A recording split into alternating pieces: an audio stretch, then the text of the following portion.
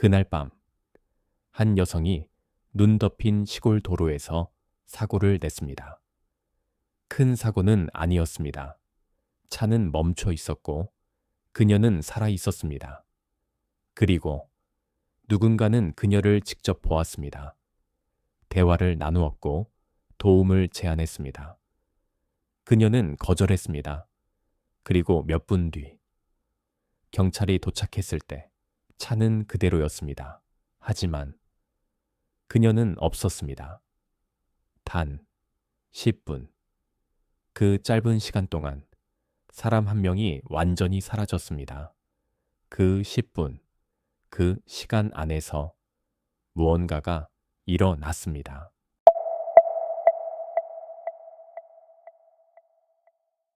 모라머리. 그녀는 미국 매사추세츠 대학교에 다니던 21살의 대학생이었습니다. 간호학을 전공하고 있었고 누군가를 돌보는 삶을 꿈꾸던 사람이었습니다. 고등학교 시절에는 육상 선수로 활동했고 활동적이고 성실한 학생으로 알려져 있었습니다. 겉으로 보기에는 아무 문제도 없는 삶이었습니다. 수업, 친구, 가족, 미래. 모든 것이 정상적으로 흘러가고 있는 것처럼 보였습니다. 하지만 그 평범함은 너무 완벽했습니다. 문제가 없다는 것이 아니라 문제가 드러나지 않았던 상태. 겉으로는 아무 일도 없었지만 그녀의 안에서는 무언가가 계속 쌓이고 있었을지도 모릅니다. 그리고 사건 직전, 그녀의 삶에는 작은 균열이 생기기 시작합니다. 처음에는 사소한 변화였습니다.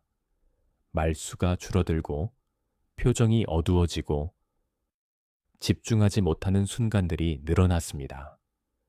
주변 사람들은 그녀가 힘들어 보인다는 것을 느꼈지만 정확한 이유는 알 수 없었습니다. 어느 날, 모라는 갑자기 울음을 터뜨립니다. 이유를 묻는 질문에 그녀는 말합니다. 아무 문제도 없어요. 하지만 그 말은 전혀 설득력이 없었습니다. 그녀는 그날 계속 울고 있었습니다. 그리고 그날 밤, 또 하나의 이상한 사건이 발생합니다. 모라는 직장에서 물건을 훔치다 적발됩니다. 비싼 물건도 아니었습니다.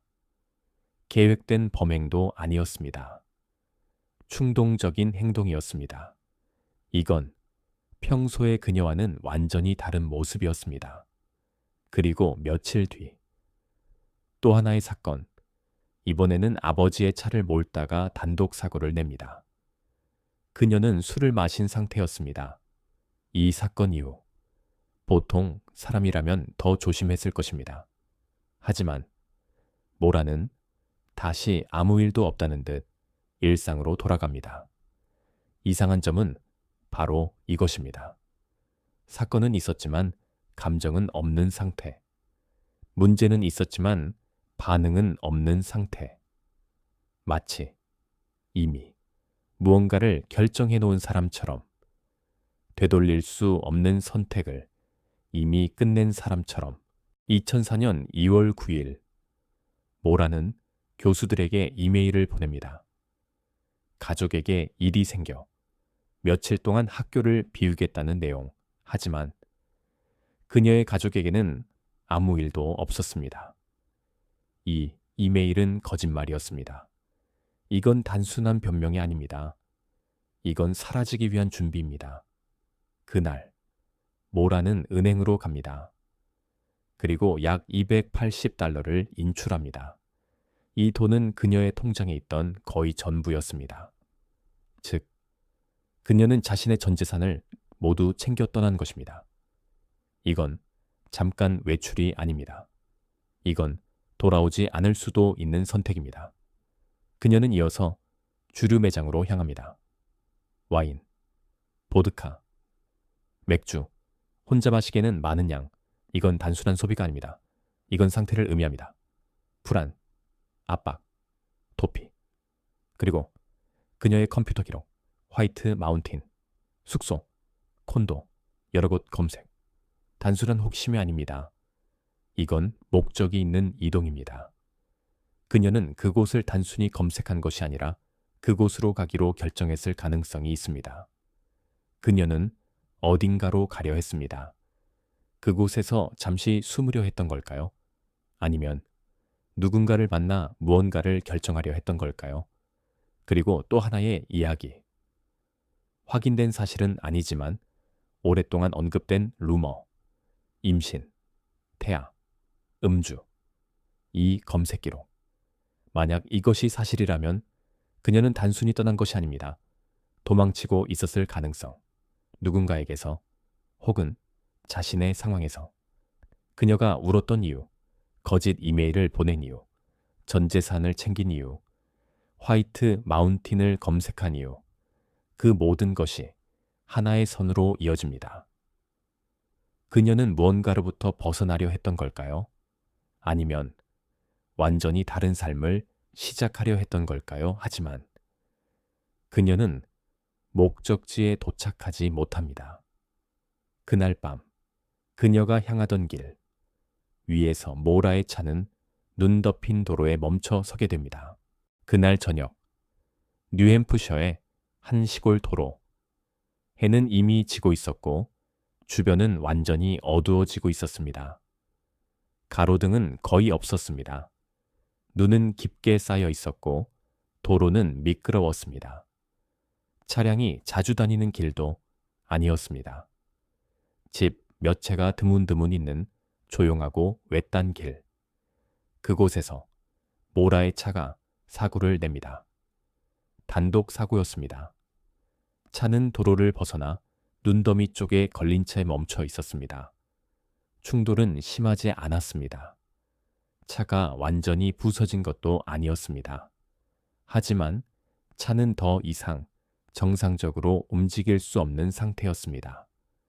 그녀는 그 자리에서 멈춰야 했습니다. 차 안을 살펴보면 이상한 점들이 보이기 시작합니다.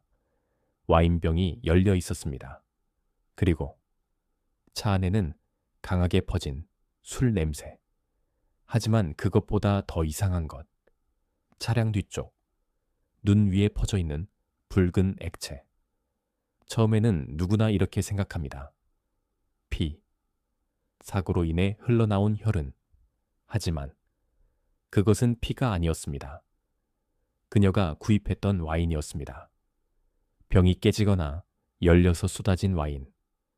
눈 위에 번진 붉은색. 어둠 속에서는 마치 피처럼 보이는 장면. 이건 단순한 우연일까요? 아니면 이 장면 자체가 이 사건의 분위기를 말해주는 걸까요? 그리고 이 사건에서 가장 기묘한 흔적. 자동차 배기구, 머플러. 그 안쪽에 헝겊이 박혀 있었습니다. 흰색 장갑처럼 보이는 천.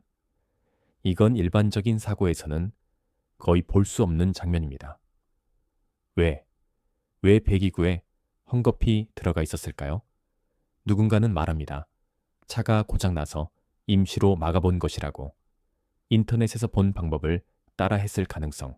하지만 그 상황에서 어두운 밤, 눈, 사고 직후 그녀가 그런 행동을 했을까요?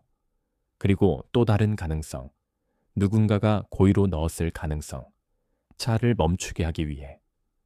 그녀를 그 도로 위에 붙잡아 두기 위해. 누군가가 그녀의 이동을 미리 막아두었을 가능성. 그리고 이건 단순한 고장이 아니라 누군가가 개입했을 가능성을 남깁니다. 만약 이 헝겊이 사고 이후에 들어간 것이 아니라면 그녀가 그 도로에 도착하기 전부터 이미 차는 멈출 수밖에 없는 상태였던 것일 수도 있습니다. 그렇다면 이 사고는 정말 우연이었을까요? 아니면 이미 시작된 일이었을까요? 그 도로를 지나가던 한 사람, 버스 기사, 부치 에수드. 그는 사고 차량을 발견하고 차를 세웁니다. 그는 그냥 지나치지 않았습니다. 차에서 내려 모래에게 다가갑니다. 그녀는 차 안에 앉아 있었습니다.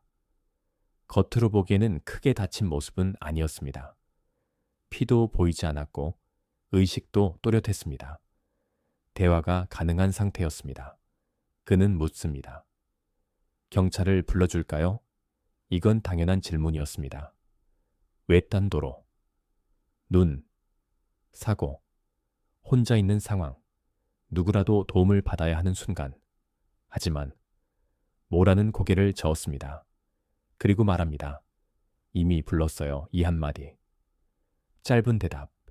하지만 이 말이 이 사건을 완전히 바꿉니다. 그녀는 전화를 하지 않았습니다. 할 수도 없었습니다. 그 지역은 휴대폰 신호가 잡히지 않는 곳이었습니다. 그렇다면 왜 그녀는 거짓말을 했을까요? 경찰을 피하려 했던 걸까요? 아니면 경찰이 오면 안 되는 이유가 있었던 걸까요? 부치 에수드는 이상함을 느꼈습니다. 하지만 그녀는 침착해 보였습니다. 크게 다친 것도 아니었습니다. 그래서 그는 그 자리를 떠납니다. 그 주변은 너무 조용해서 차가 식어가는 소리만 들리고 있었습니다. 그는 집으로 돌아가 직접 경찰에 신고합니다. 그리고 시간이 흐릅니다. 단 몇 분. 아주 짧은 시간. 그 사이 모라는 완전히 사라집니다. 경찰이 도착했을 때 차는 그대로 있었습니다. 눈더미에 걸린 채 사고 당시 모습 그대로. 하지만 모라는 없었습니다. 차 안에는 그녀의 물건들이 그대로 남아 있었습니다. 휴대폰, 지갑, 개인 물품들, 그리고 자동차 키. 이건 정상적인 상황이 아닙니다.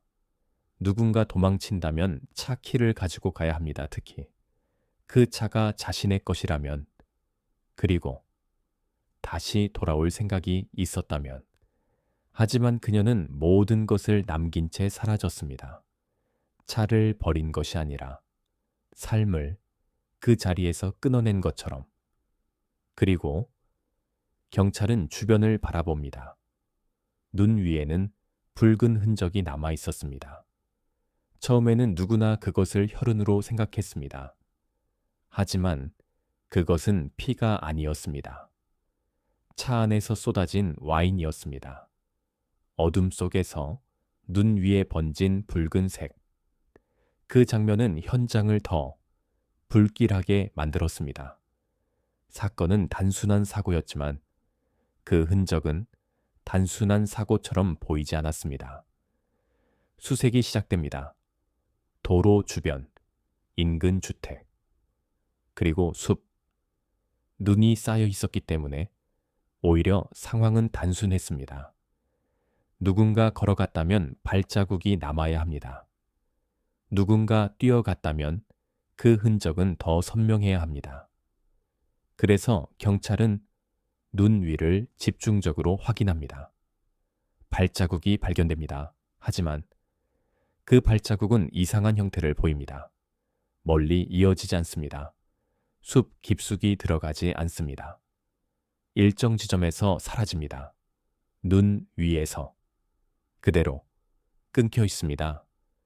경찰은 그 자리에 서서 이 장면을 이해하려 했습니다. 차는 있다. 흔적도 있다. 그런데 사람만 없다. 이건 설명이 아니라 모순이었습니다. 이 사건에서 가장 중요한 것은 증거가 아닙니다. 가장 중요한 것은 시간입니다.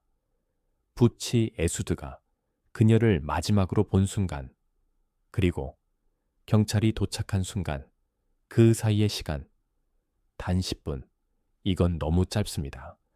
사람이 멀리 이동하기에는 부족한 시간, 숲속으로 깊이 들어가기에도 부족한 시간, 자신의 흔적을 완전히 지우기에도 부족한 시간. 그런데 그 짧은 시간 안에 모라는 완전히 사라졌습니다. 주변 환경은 도망치기에 적합하지 않았습니다. 눈, 어둠, 추위, 외딴 도로, 숨을 곳도 많지 않았습니다. 도움을 받을 사람도 거의 없었습니다. 그런데도 그녀는 흔적 없이 사라졌습니다. 이건 단순한 실종이 아닙니다. 이건 설명되지 않는 공백입니다.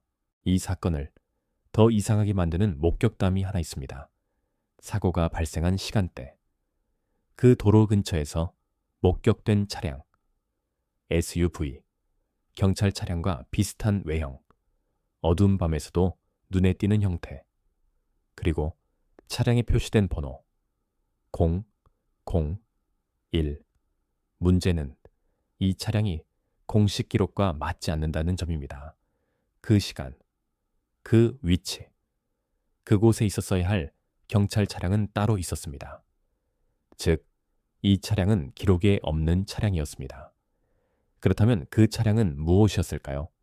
정말 경찰이었을까요? 아니면 경찰처럼 보이도록 만들어진 다른 차량이었을까요? 그날 밤, 모라는 혼자였습니다. 사고, 불안, 어둠, 추위, 이런 상황에서 경찰처럼 보이는 차량이 다가왔다면 그녀는 어떻게 했을까요? 도망쳤을까요? 아니면 안심하고 다가갔을까요?